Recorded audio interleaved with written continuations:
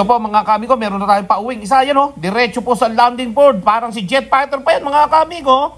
At sunod-sunod po yung ating pauwi ngayon mga kamigo. Meron pa ditong dalawang umiikot mga kamigo. Okay? Abangan lang po natin yan mga kamigo. Ayan na po yung dalawa. Si Saddle po ito, si Saddle. Dumating na rin po si Saddle. Ayun oh, meron pa isang kasama oh. Ayan na po mga kamigo. At syempre si Blackbar po mga kamigo. Dire-diretso pasok. Dire-diretso sa trapdoor mga kamigo. Hanggang kalapati lang, wala na akong masabi. Lupit na mga ibon, talaga niyang kalapati. Siya ay nakakabilib, taong mapagkumbaba. Kilala niyo, punong ministro. What's up mga kaamigo, magandang araw sa inyo lahat. Welcome back to Punong Ministro Love TV. So ngayong araw po mga kaamigo, tayo po ay mag-aabang ng ating mga kalapating isinali sa JPRC one-shot pooling at patibayan po mga kaamigo. Kung kaya naman, tayo po ay manunood ngayon sa ating CCTV. Ito nga po ay nangyari kahapon mga kaamigo, habang tayo po ay nasa ride papuntang Baguio, meron po tayo mga pauwiang kalapate mga kaamigo, okay? Dahil hindi pa naman po ito derby, ito po ay isang one-toss pooling lang at pinangalanan nga po nilang one-shot pooling na ang papremyo po nito ay isang motor, tapos sa second place isang motor uli, at pagkatapos sa mga susunod na mga na rank ay pera po ang mapapanalunan. Okay? So magandang laban ito para sa one-shot pooling. At syempre, meron po tayong sinalihan na patibayan. Dito na po magsisimula yung parang derby ng labanan eh. Kumbaga parang derby na rin to, kaya lang tinawag nilang patibayan. Kailangan po yung mga kalapati natin dito sa patibayan, mga kaamigo, ay makadulo at lagi magkaklaping uuwi sa ating lob. Okay? Para po may chance tayong manalo. So ngayon po mga kaamigo, samahan nyo ako para po ay mag-monitor sa ating pauwian ngayong araw. Let's go! Mga kaamigo, habang tayo po nag-aantay ng oras ng pauwian, tayo po muna ay mag-monitor sa ating forecast mga kaamigo. At syempre, shoutout nga pala kay Pres Hogan Manikis ng JPRC at sa iyong mga admin. At ayan nga po mga kaamigo, napakaganda po ng laban ngayon, napakaganda ng pakarera, napakaganda ng papremyo. Isipin nyo po, one-toss pooling, ang daming papremyo, mga motor at mga, syempre, salapi mga kaamigo. Pero bago yan, bago tayo magabang, tingnan po muna natin yung ating forecast. Let's go! So ayan po mga kaamigo, time of release 7:30. So kanina pa po nakapag-release yung ating club. At yun nga po, may total entry po tayo dyan na 2,694. O may nag-arrive na nga po no, mga kaamigo. Pero dito sa lugar natin, mag-abang para sa 1-2 ang speedan. Alright? At eto nga po mga kaamigo, ay Rosario, La Union, 92 km, 0.70 mga kaamigo. Alright? At yun yan, pauwian natin dito, magsisimula sa 1-2 ang speedan, 8:47 po, no? O 8:42 pa lang mga kaamigo. Kaya may 5 minutes pa pala tayo mag-abang. Okay, magsisimula na tayo mag-abang. At dito nga natin malalaman kung yung mga bataan natin ay magiging magaling sa pag-aabang ng mga kalapati natin galing sa Rosario, La Union. Okay? So ayan po mga kaamigo, tara po, sama-sama tayong mag-monitor sa ating mga kalapate. Let's go! Okay, habang nag-aabang tayo ng ating mga kalapate, mga kaamigo, no? At nasa 1-2 na po ang ating speedan, mga kaamigo. At maya-maya po, mga kaamigo, parating na yung ating mga kalapate. Magugulat na lamang tayo dito, mga kaamigo, at meron na lang tayong bumabang mga kalapate dito, no? So, syempre, mga kaamigo, yung ating pagmamonitor na to sa ating mga kalapate ay one-shot pooling at patibayan po, mga kaamigo. Okay? So, abang-abang lang tayo, mga kaamigo. At yung mga kalapati natin on the way na. Let's go! A few minutes later. Okay, so ayun mga kaamigo, tayo po ay mag-aabang na ating mga... Ayun, meron na po dumating mga kaamigo sa ating mga kalapate, ano? Okay, ito ang unang ibon natin mga kaamigo. Kaya abangan natin kung sino yan. Alright? So sana pumasok agad mga kaamigo upang nasa ganun, maiklak na yan. Ayan na po. Ayan na po mga kaamigo. Okay, nasa 1-1 pa mahigit ang speedan yan mga kaamigo. Kaya tingnan natin ha, kung mapapapasok nila kaagad yan. Yun no, napapasok agad mga kaamigo. So tara, tingnan natin kung ano yung magiging clock ng ating ibon na to. Alright, so ayan yung unang ibon natin mga kaamigo, 1,104 ang speedan mga kaamigo. So abang pa tayo sa ating mga ibon na parating. Ngayon, meron na naman isa. Mga kaamigo, abang-abang lang tayo ha. At magkasunod lang po ito mga kaamigo. Tingnan natin kung mapapapasok nila kaagad yung kalapating pangalawa natin. Sino kaya yung pangalawang ibon natin dito mga kaamigo? Tingnan natin. Ayan na po, may parating. Ayun na, si Saddle po mga kaamigo, ang pangalawang ibon natin na dumating. At sana mabilis nilang maiklak yung ating ibon na yan, ano? Alright? So sana makita nila kagad ito mga kaamigo dahil yung ating ibon na to ay sinali natin sa one-shot pooling mga kaamigo. So abangan po natin kung aakyat ng si Kokoy dahil medyo mabagal yata si Kokoy umakyat Oh, nag-aantay po yung kalapati natin sa landing board.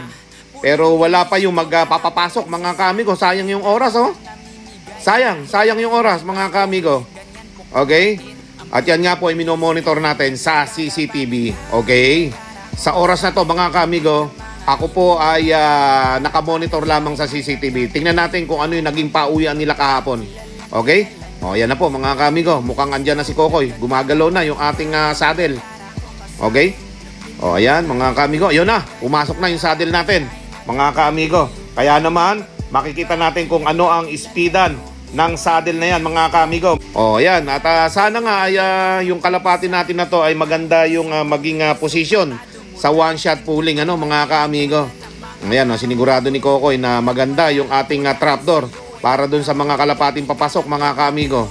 Okay, 1,083 po yung ating speedan sa kalapati na yan. Abang-abang pa tayo sa ating mga kalapate mga kaamigo at meron pang isang hindi bumaba mga kaamigo. Tingnan natin, ayan na po mga kaamigo, yung isang blue bar natin mga kaamigo. Whoop! Munti kang panlumipad mga kaamigo. Okay? So, tingnan natin kung ano yung magiging speedan nila dyan, mga kaamigo, sa oras na yan. Alright? So, meron isang taga-clock doon. Si Kokoy naman, ay siya naman ang tagapagpapasok ng ating mga kalapate. O, yun Okay, takbo na, Koy! Medyo nalilito po yung bata natin at hindi sana yata ito lagi magpapapasok ng mga kalapate. So, ang speedan po niyan, 1,053 po, mga kaamigo. Yung isang kalapate na yan.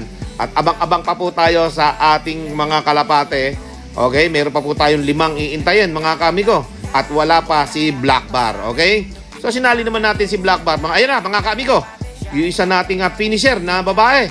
Ayan mga kaamigo. Dire-diretso pumasok mga kaamigo Hindi na kailangan ng papasukin ng tao. Kusa nang pumasok si finisher natin mga kaamigo.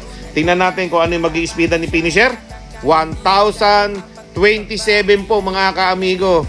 Yung ating naging pa-speedan kay finisher. Ayan, panduluhan talaga. Pangpati. Ayan pa po. Ayan, biglang dumating si Blackbar mga kaamigo. Kabilis. Wala yan cut-cut mga kaamigo Si Blackbar po mga kaamigo. Ikaklak na nila yan. Samantalang ang speedan po ni Blackbar dyan mga kaamigo ay 985 po mga kaamigo. Maganda-gandang speedan yan para sa ating si Blackbar. Dati late yan. Ngayon, ang bilis pumasok, sumisibat mga kaamigo sa trapdoor. So, abangan po natin yung ating mga kalapate. Meron pa po tayong 3 inaabangan mga kaamigo. Ayan napakabilis po ni Blackbar dyan mga kaamigo. Akala mo kidlat Ang bilis pumasok parang hinihila sa trapdoor si Blackbar mga kaamigo. So, ayan. Abang-abang pa po tayo sa 3 nating kalapate mga kaamigo. Meron pa po tayong inaabangan na 3 So, tingnan natin. At wala pa po dyan si Albay mga kaamigo. Pambihira si Albay. Kung saan-saan nagpunta yon mga kaamigo. Kung kailang labanan ng patibayan So abang-abang po tayo mga kaamigo at may 3 pa. Okay? So this time mga kaamigo ay mag-aabang pa po tayo ng ayan, may dumating na po tayo na isa pang blue bar mga kaamigo na ating mga kalapate. Okay? So abang-abang po tayo mga kaamigo at maganda pala yung naging pauwian nila kahapon. Pangduluhan talaga, pangpatibayan talaga yung speedan na yan mga kaamigo. So ang speedan po niyan mga kaamigo ay 923 po yung ating pang-6 na kalapate. Okay? So 2 na lang yung inaabangan nating kalapate dyan mga kaamigo. Okay? Abang-abang pa po tayo. Meron pa po tayong 2 mga kaamigo na inaabangan. Okay? So abang-abang lang po tayo. Ayan na po, yung pang-7 nating kalapate mga kaamigo. At yung pang-7 natin na yan ay kailangan na ring maiklak yan. So, hindi naman tayo naghahabol ng sobrang bibilis na mga kalapate. Basta ang importante mga kaamigo sa ating mga kalapate ay mapapasok nila kaagad at maiklak. Yun ang importante dito. Klak lang ng klak para meron tayong isasali hanggang duluhan. Kasi ang labanan po ng patibayan ay duluhan po mga kaamigo. Ayan yung isang blue bar nating babae. Okay? So, nandiyan na siguro si Kokoy mga kaamigo upang malaman natin yung speedan yan. Okay? Pang-7 po nating kalapate yan mga kaamigo. Ayun na po mga kaamigo, napapasok na at yung ating magkaklak dun sa baba. Sana ay mabilis niya maiklak yan mga kaamigo. Dahil siyempre Patibayan po ang labanan yan. So dalawa lang isinali natin sa pooling mga kaamigo. Okay? So tara, let's go! Okay, so ayun mga kaamigo, yung pampito nating kalapate, ano? Ang naging speedan po nyon mga kaamigo, 903 po mga kaamigo, yung pampito nating kalapate. So sana makahabol pa si Albay mga kaamigo, napalayo. Hindi nakauwi mga kaamigo. Isa pa naman sa inaasahan ko yon sa Patibayan na baka dumulo. Wala na po, talo na po siya mga kaamigo. Pag nakatop siya ngayon, hindi na natin siya maikakarga sa susunod na lap mga kaamigo sa Patibayan. Pero dahil dyan mga kaamigo, meron pa rin man tayong 7 na nag-clock sa ating sinaling Patibayan. Tapos meron pa tayong 2 extra pooling na yan mga kaamigo. Na yun nga ay 1,104 yung una nating kalapati doon. Sana kasali sa pooling yon. Pero si Saddle po, sure ako kasali sa extra pooling yon sa one shot. Meron po yun 1,083 yata speeda nun. Mga kaamigo, yun nangyari kahapon habang wala tayo dito sa ating bahay. Nasa Baguio tayo, kasalukuyan nagra-ride tayo nung pauwian ng mga kalapati natin. At syempre, sa mga lopman natin, nag-iisa na lang si Kokoy. At mas galingan mo pa sana sa susunod. Mas bilisan mo, double time mo sa pagkaklak. Dahil sa pagkaklak natin, kailangan natin mabilisan dyan. Lalo na't hindi naman ang ginagamit natin e-clock, ano?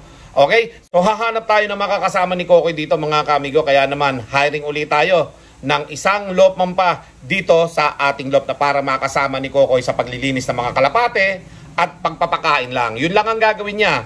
Magpapakain ng kalapate, maglilinis every other day sa ating lop. Kaya po hiring tayo dito, ano? At syempre mga kaamigo, sa ating mga kalapate, nakapagpauwi nga po tayo ng 7 sa 8 nating mga isinali. So, si Albay po mga kaamigo, na late na po siya. Hindi na siya makakasali sa susunod na Patibayan. Pero sa derby po, pwede pa natin siyang isali. Okay? So, meron pa tayo ikakarga sa susunod na Sabado, 7 kalapate mga kaamigo. Kaya naman yung unang kalapati natin na si Saddle sa pooling, hindi ko pa alam kung ano yung ranking niya, pero mababa na yung ano niya, yung speed niya, 1,083 na lang.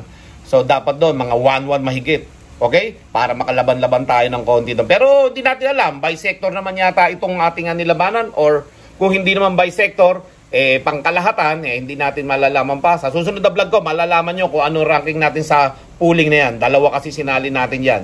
Pero si Saddle lang yung may chance na manalo. Okay? At syempre, si Black Bar natin na napakabilis na lumipad, napakabilis na pumasok mga kaamigo. Okay na rin sa akin yung speed ni, ni Black Bar natin. Hindi, kahit di maumabot ng 1,000, okay? Pero ang importante doon, yung pagbaba, diretso pasok. Doon ako napabilib ni Black Bar mga kaamigo. Sana sa susunod, mas bilisan pa niyang umuwi. At sana mas ganun pa uli kagaling yung pagpasok niya. Hindi na kailangan na tao para bugawin siya doon o stickin siya doon, papasok. Yung mga ganung mga pag-landing mga kaamigo ang magandang tingnan, magandang iklak. Kasi pag nahuli mo yon, kaklak na lang kaagad. Kung yun naman ay iklak ang ginamit natin, pagdaan niya doon mga kaamigo, nakaklak kaagad yun. Kaya marami pa tayong aabangan, 7 kalapati pa mga kaamigo. Okay? Habang wala tayo dito sa ating lop, tayo po ay may ride sa Baguio at abangan nyo po yan. Ipapalabas din natin yan sa susunod na ating vlog. At syempre maraming salamat sa suporta ninyo mga kaamigo at mga kalapatids, dahil sa araw-araw ninyong pagsuporta, panunood, pag-like at pag-share ng ating mga vlog mga kaamigo. At syempre sa mga nagko-comment palagi dyan, mega loud shoutout sa inyo, sa ating mga moderator sa ating YouTube channel. Maraming salamat sa suporta nyo. At syempre mga kaamigo, yung susunod nating karera ay sa susunod muli na Sabado yung loading. Linggo uli ang abangan nun mga kaamigo para sa Patibayan. Tingnan natin kung meron pa tayong muling maisasali sa mga pooling na yan, yung mga one-shot pooling na yan. Tingnan natin kung makakasali pa yung 2 natin o isa na lang. So malalaman natin yan sa susunod. At hanggang ngayon po, hindi ko pa nakikita yung result para dun sa pooling. Alright, sa Patibayan naman po, habang nagkaklak naman yung mga kalapati natin dyan, tuloy-tuloy lang ang paglo-load natin dyan mga kaamigo. Hanggang sa last lap na duluhan na yan. Yan mga kaamigo. Okay? So maraming salamat po sa inyong lahat mga kaamigo at mga kalapatid. Sa mga bagong pasok po sa ating YouTube channel, yung mga bisita po ngayon lang napasyal sa atin, maraming salamat po. Welcome po kayong lahat dito mga kaamigo. At syempre, huwag niyo pong kalimutan mag-like, share, and subscribe. At i-hit nyo na rin yung notification bell upang maging updated kayo sa aking mga latest video. Maraming salamat. Keep safe everyone. God bless all. Thank you! With punong ministro, Lap TV